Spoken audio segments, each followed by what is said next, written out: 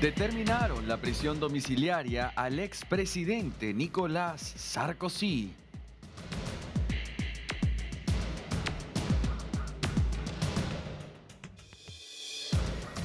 Fin del cierre del gobierno tras el acuerdo en el Senado de los Estados Unidos.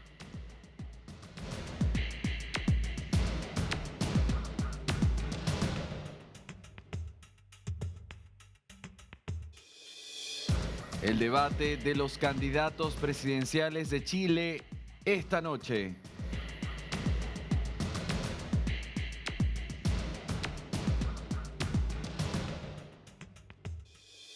Comenzó la COP30 en Brasil.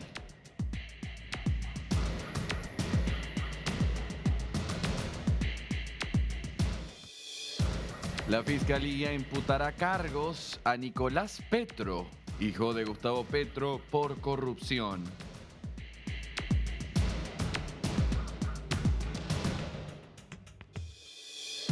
Avanza la causa contra la jueza del escándalo en Argentina. Actualizamos enseguida.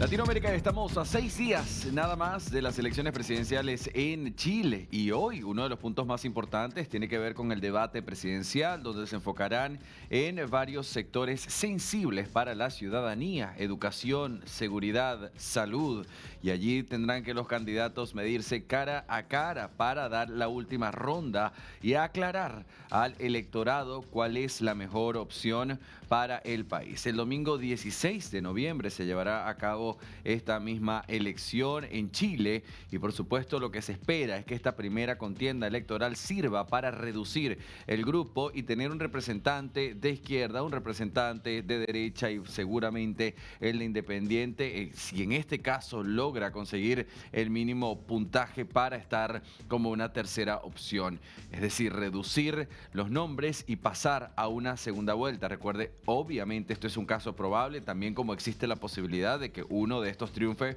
por encima de todos, conectando los números y los datos que se necesitan para dejar la elección en una primera jornada. De pasar a un balotaje, estaríamos hablando de ir a elecciones en diciembre. Esta noche, el debate presidencial Archi 2025 pondrá a los candidatos a responder importantes preguntas y dar la oportunidad de convencer al electorado de que ellos son la mejor opción.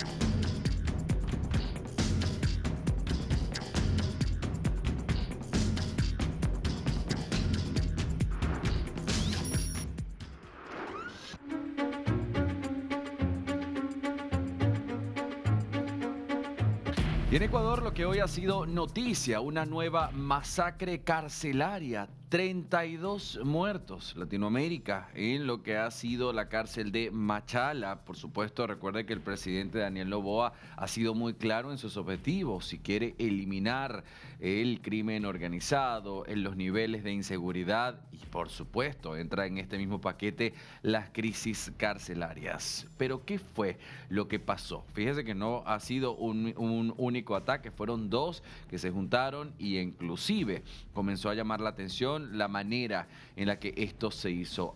Técnicas de asfixia para dejar a estas víctimas fatales y en este caso los fallecidos, ¿no? Las muertes en la prisión de Machala. Hay imágenes y datos que quiero compartir con usted. Vamos a revisarlos juntos porque obviamente ya hay agrupaciones que ya están sobre los nombres. Tenemos el comunicado oficial que dice: en relación a los hechos ocurridos la tarde de este domingo en el Centro de Privación de la Libertad de Machala, se informa que al momento se reporta el deceso de 27 personas privadas de libertad, quienes entre ellos cometieron asfixia, lo que produjo muerte inmediata por suspensión. De 27, eso ya subió a 32 muertos. Vamos a continuar con este mismo comunicado y pasamos al posteo que hizo el presidente Daniel Noboa en la red social X, antes Twitter. Dijo: ellos escribieron las reglas para protegerse entre ellos. Hoy el Ecuador elige hacerlo distinto. Una nueva constitución donde el bien esté por encima del mal, donde un criminal no sea prioridad sobre ti, donde no puedan salir libres al pisar la cárcel. Este camino lo encabezan personas que no le deben favores a nadie. Y escribe Anabela Singh, Nacional, Niels Olsen Guayas, Diana Salazar Pichincha.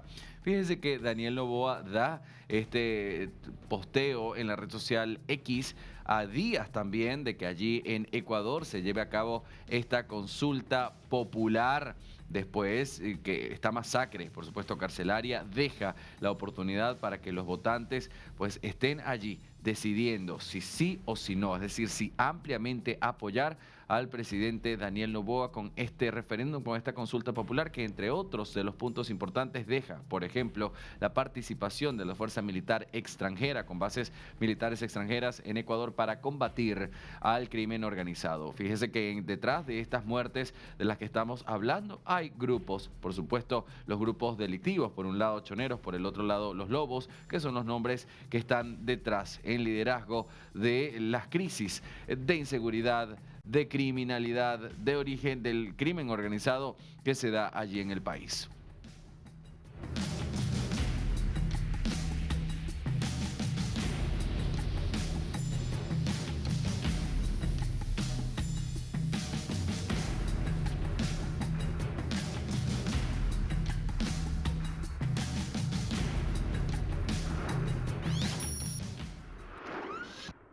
Y nos vamos a esta hora hasta Perú. Carmen Alvarado ya está en contacto con nosotros. Carmen.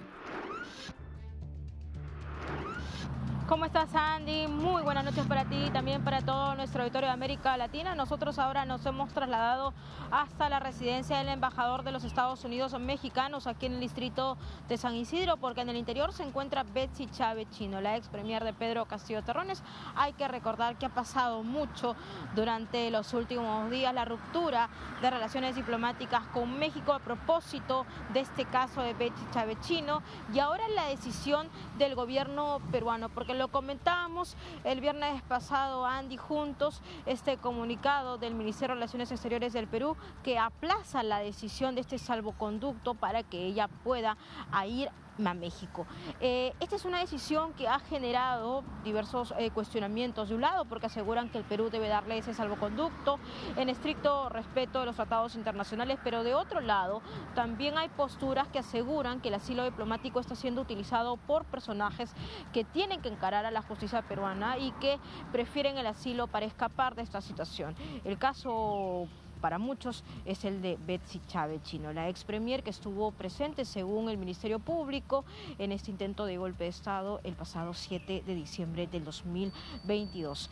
Este es el panorama a esta hora de la tarde. Estamos en vivo y en directo, como puedes ver. Hay una cantidad de policías, no podríamos decir mucha, ahí alrededor de este recinto a la policía de embajadas. Hace algunos instantes hubo un par de libres aquí, pero hay un resguardo en esta residencia. Y también debo comentarte, Andy, que según la Superintendencia Nacional de Migraciones, ya la encargada de negocios de México ha abandonado el país. Esto luego de la ruptura de relaciones diplomáticas con México. Se le daba 72 horas, ya no se encuentra, pero quien sí está dentro es Betsy Chávez Chino. Entonces, en estos momentos es importante recordar lo que ha manifestado el gobierno peruano. El gobierno peruano ha dicho: voy a aplazar esta decisión, es decir, voy a dejarlo al suspenso porque lo que nosotros vamos a hacer es presentar modificaciones a la Convención de Caracas de 1954, esto ante la OEA. Mientras tanto, mientras se haga todo ese procedimiento, ese trámite, pues Betsy Chávez Chino, en resumen, en la práctica, va a permanecer aquí en el interior. Andy, no sé si tengas alguna pregunta, compañero. Carmen, sí, tengo una pregunta y una petición.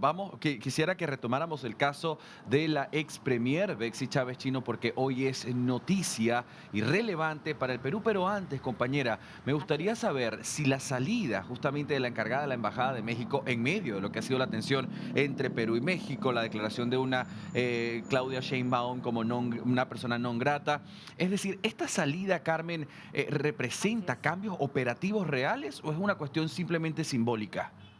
Allí en la embajada, quiero decir.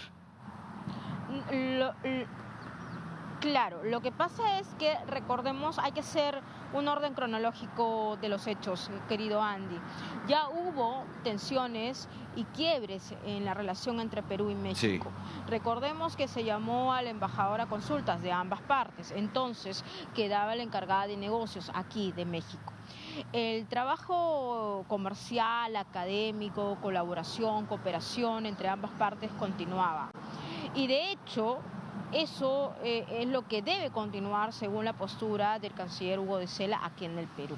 Porque la ruptura de relaciones diplomáticas es a nivel diplomático, a nivel político, pero el área consular, según lo que han mencionado, va a trabajar con total normalidad, ya sea para nuestros connacionales en territorio mexicano y para los mexicanos que se encuentran residiendo en el Perú. Eso por un lado. Ahora, el llamado de la encargada de negocios responde a la ruptura de relaciones diplomáticas, forma parte de esta configuración de hechos. El gobierno peruano le daba 72 horas para sí, que ella pueda salir del país, porque hay una ruptura de relaciones diplomáticas. No había un embajador como tal, porque los embajadores ya habían sido llamados a consulta. Lo que había era una encargada de negocios, entonces en estos momentos ella ya se fue. Y eso ha sido también corroborado por la Superintendencia de Migraciones del Perú. Ella se fue el último sábado, según la información que manejamos, y fue publicada a través de las redes sociales. Entonces, eso por un lado, Andy. Y de otro lado, no hay una fecha o un deadline o un plazo máximo para saber qué podría pasar con el futuro de Betsy Chávez Chino. Lo que ha adelantado el canciller Hugo de Sela es que en diciembre podría haber algún tipo de novedad. ¿Por qué? Porque en este tiempo el Perú se va a preparar para presentar, para formular modificaciones a la Convención de Caracas de 1954, donde se ven esas atribuciones pues, del asilo político. Ahora, hay varios puntos aquí que se debe analizar, porque algunos ex cancilleres que nosotros hemos sí. visitado, que hemos conversado, como el ex canciller Óscar Amaurtua, y también entre otros como el ex canciller Miguel Ángel Rodríguez Macay, aseguran, dicen que es pertinente que el Perú tiene que darle ese salvoconducto, Claro. porque se ha firmado un tratado internacional. Ahora, la forma de cómo lo está abordando el gobierno de Gerí, a través, digamos, de esta argucia o de esta situación, déjame evaluar, déjame presentar algo porque yo no estoy de acuerdo, déjame ver si puedo tener ese tiempo para estas modificaciones, Claro. pero lo Carmen, cierto es que ya las leyes no son retroactivas, ¿no? Entonces no afectaría a Betsy Chávez. claro. Entonces lo que se está viendo aquí es un aplazamiento de lo que podría ser este salvoconducto. No, compañero, y que además te quería sumar que hay adjetivos y hay palabras que ya suenan muchísimo. Injerencia, decisión inamistosa por parte de México al tomar la decisión sobre Betsy Chávez, por ejemplo. Por supuesto, es que eso es un lugar a dudas. O sea, se ha visto a través, digamos, de los últimos años, desde el golpe de Estado, intento de golpe de Estado de Pedro Castillo Terrones del pasado 7 de diciembre de 2022, que México marcó una postura, marcó y lideró una narrativa internacional, ¿no? Y lo que se mencionó es que Pedro Castillo Terrones, el presidente, estaba encerrado en el penal de Barbadillo, pero no. Aquí el discurso peruano, la postura peruana es que sí hubo un intento de golpe de Estado y por ese motivo él está siendo procesado. Entonces, hubo injerencia en nuestra soberanía, hubo declaraciones que no fueron bien tomadas aquí, por eso que también hemos comentado desde que la Comisión de Relaciones Exteriores del Parlamento Nacional fue declarada persona no grata. Luego esto pasó al Pleno, en medio del contexto del caso de Betsy, y fue declarada persona no grata Claudia Sheinbaum.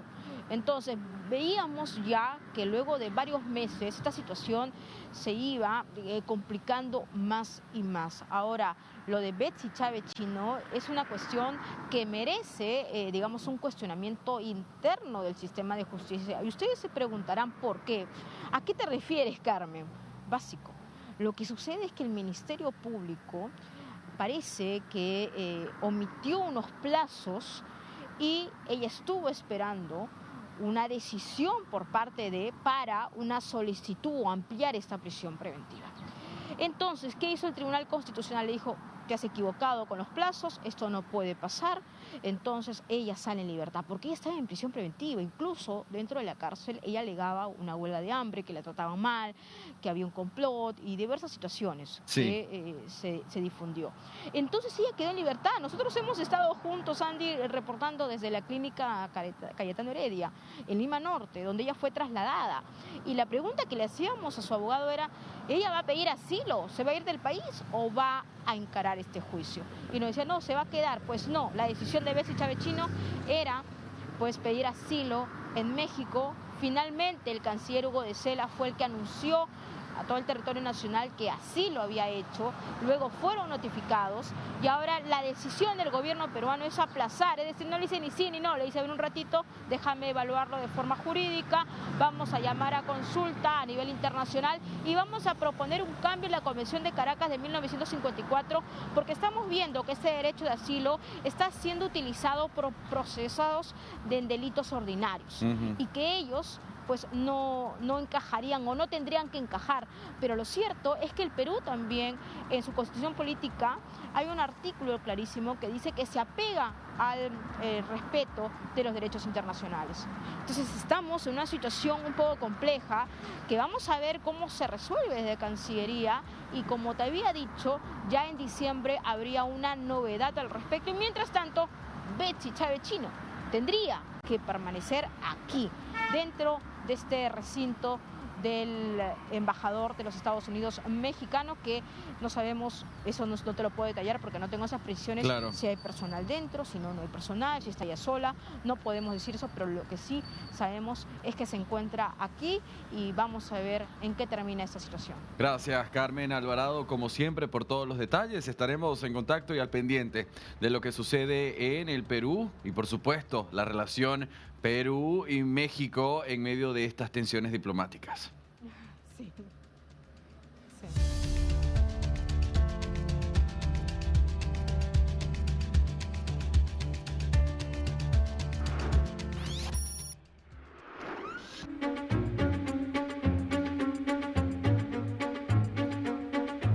Latinoamérica, y tal cual le anunciamos hoy más temprano, se dio comienzo oficial a la COP30 en la Amazonía, Brasil. Estoy en Belém, justamente un momento donde se reúnen los líderes, importantes personalidades del mundo, científicos de más de 200 o casi 200 naciones, unos 50.000 asistentes y la importante ausencia del presidente de los Estados Unidos. Un Estados Unidos que no solamente no envía la representación o no asiste el mandatario Donald Trump, sino que también ha tenido, según los críticos, pues políticas de baja intensidad para la COP30 que hoy se llevó a cabo y que inicia el presidente Lula da Silva. Hubo presencia, por supuesto, y lo veíamos nosotros en nuestra señal, del presidente Gustavo Petro, quien aprovechó la oportunidad para lanzar directas e indirectas al presidente de los Estados Unidos, Donald Trump, un Gabriel Boric, quien también estuvo allí dando su discurso y donde se pretende abordar la fase crítica que hoy atraviesa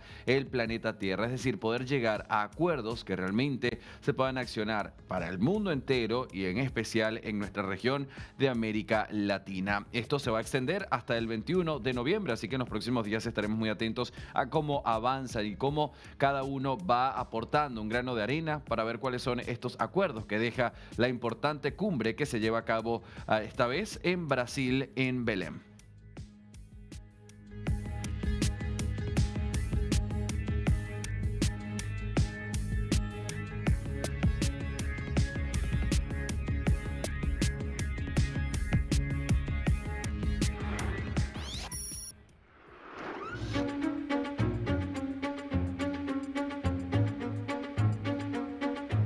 Y la tensión continúa en medio de este operativo antinarcótico que se ha desarrollado desde los Estados Unidos en Mar Caribe, también Pacífico, con la mirada puesta especialmente en Venezuela y donde también Gustavo Petro por Colombia ha estado en medio de esta misma situación tensa. Un Gustavo Petro que en varias oportunidades ha dicho: estamos a favor de ir en contra del narcotráfico, pero no a favor de los asesinatos. No hay manera de justificar el uso de armas ni este despliegue militar.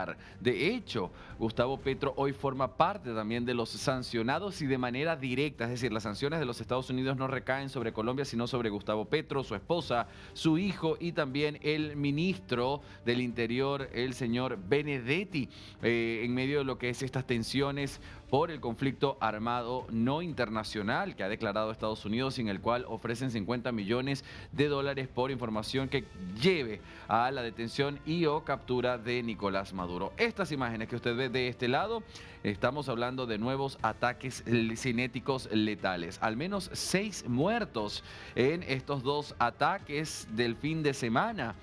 Eso lo confirmó el secretario de Guerra en los Estados Unidos, Pete Hegseth. De hecho, le quiero mostrar a usted en pantalla el posteo que hizo cuando comunicaba. Dice: ayer, por orden del presidente Trump, se llevaron a cabo 2 ataques cinéticos letales contra 2 buques operados por organizaciones terroristas designadas. A su vez, suma el siguiente párrafo y dice lo siguiente: ambos ataques se llevaron a cabo en aguas internacionales y cada embarcación iba a bordo de 3 narcoterroristas varones. Los 6 murieron. Esto es lo que deja muy en claro. Ha afirmado que los servicios de inteligencia estadounidenses se sabía que las embarcaciones estaban relacionadas con el contrabando ilícito de estupefacientes. Transportaban estupefacientes y transitaban por una ruta de tránsito conocida del narcotráfico en el Pacífico Oriental. Fíjese que en el marco de esta misma noticia tenemos que hablar de lo que era la reunión de la CELAC, que hoy, esta vez siendo anfitrión Gustavo Petro, y que se iba a llevar a cabo y que se llevó a cabo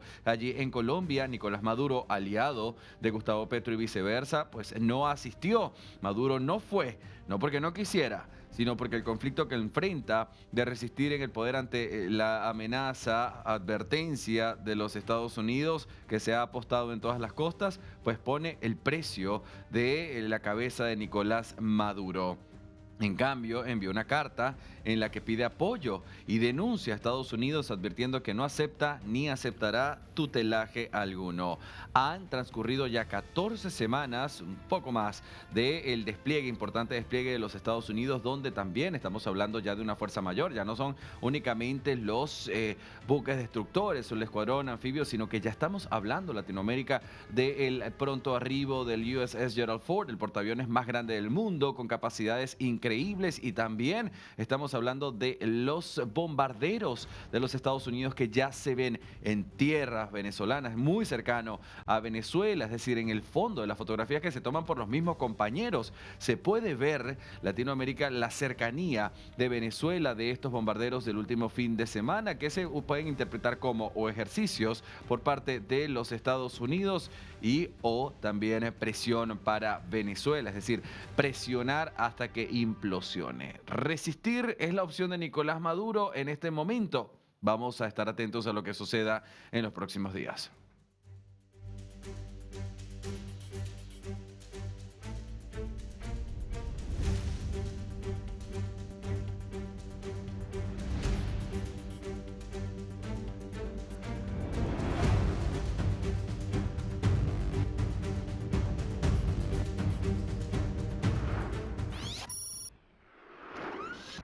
Bien, Latinoamérica, y vamos a hablar en este momento de lo que sucedió el fin de semana con la asunción, la investidura presidencial de Rodrigo Paz Pereira en Bolivia. Recuerda que Bolivia en las últimas elecciones dio un giro importante de 180 grados, hay que decirlo, allí en el país, dejando a Rodrigo Paz como el flamante presidente en las últimas elecciones. Un Rodrigo Paz que se vio acompañado de mandatarios como Gabriel Boric, presidente de Chile, como Javier Milei, presidente de la Argentina. Estuvo también Yamandu Orsi, Santiago Peña, y recibió saludos como el de la expresidenta interina del Perú, Yanine Áñez, quien salió en libertad, y le deseó suerte y sabiduría en esta gestión. El presidente Javier Milei, permítame, fue quien robó las miradas en esta visita. En el Congreso recibió una ovación importante y también se dio a conocer, y que formó parte de los titulares, el frío saludo entre el mandatario argentino y el mandatario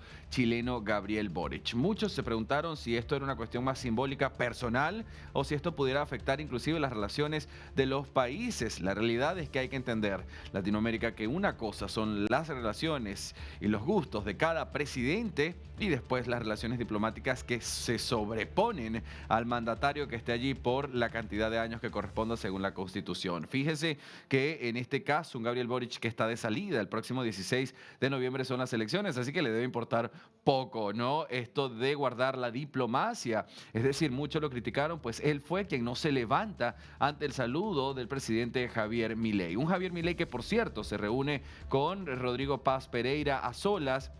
Hablan de fútbol, inclusive, esto también en el marco del superclásico Boca versus River que se llevó a cabo también el fin de semana en la Argentina, aunque Rodrigo Paz Pereira dijo que él era de Independiente, sin embargo, se abrazaron y a pesar de que fue en ese momento, sí, una charla más distendida, más relajada, pues también hablaron de cosas importantes. El presidente Javier Milei le dijo, yo sé lo que te han heredado, yo te lo digo por experiencia, y hace por supuesto evocar al país que le entregó Alberto Fernández, el expresidente de Argentina, a Javier Milei, es decir, le da, por supuesto, esta idea de lo que le tocará ahora trabajar. A lo que Rodrigo Paz respondió, nosotros estamos listos para escuchar estas recomendaciones, estos consejos en medio de lo que viene siendo esta jornada del presidente Rodrigo Paz, quien también se reunió con Yamandu Orsi, con Gabriel Boric, hablaron inclusive de las relaciones diplomáticas que por unos 19 años al menos habían estado congeladas, suspendidas con Chile. Entonces hablamos, por supuesto, de una nueva Bolivia en Sudamérica. Veremos cómo le va al presidente Rodrigo Paz Pereira, quien asumió como flamante mandatario de Bolivia durante este fin de semana en compañía de líderes de la región.